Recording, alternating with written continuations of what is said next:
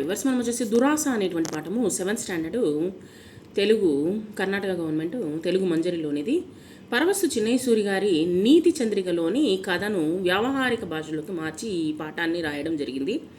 కళ్యాణ కటకం అనేటువంటి ఒక పట్టణంలో ఒక వేటగాడు ఉండేవాడనమాట. అతడు పేరు భైరవుడు. అతను ఒకరోజు వేట కోసం అడవికి బయలుదేరాడు. తనతో పాటు వాళ్ళ ఊరులు, ధనుర్బాణము, చిక్కము మొదలైనటువంటి సాధనాలను తీసుకుని వెళ్ళాడు.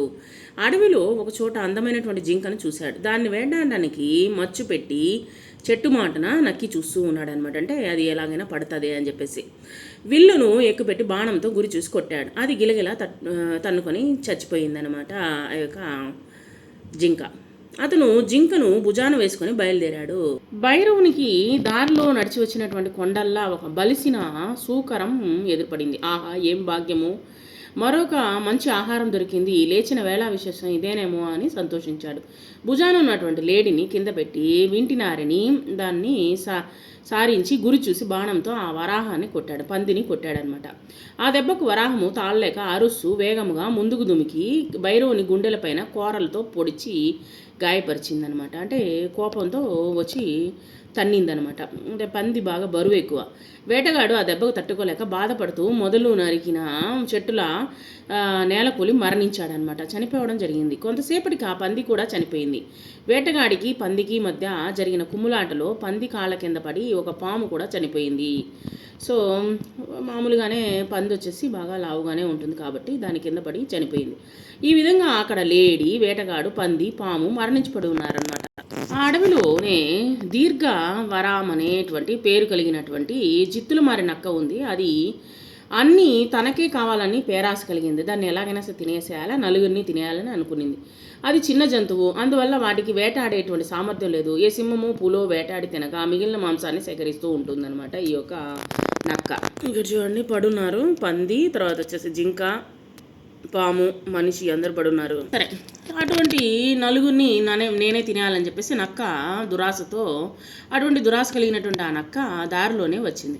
అది అక్కడే పడి ఉన్నటువంటి లేడీ, వేటగాడు, పంది, పాముల యొక్క మృత కళేబరాలను చూసి ఎంతో ఆనందించింది. దానికి సంతోషం హద్దులు దాటింది. పుష్కలంగా ఆహారం లభించినందుకు సంతోషంగా గంతులేసింది.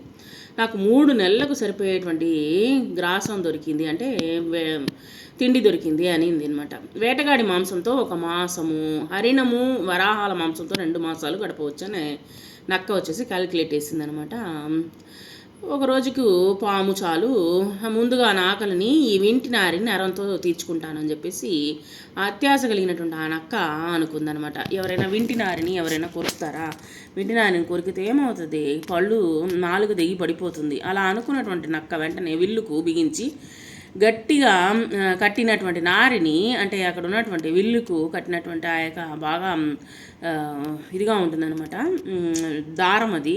సో ఆ దారం వచ్చేసి 4కి కానీ ఇదైతే కొరికింది.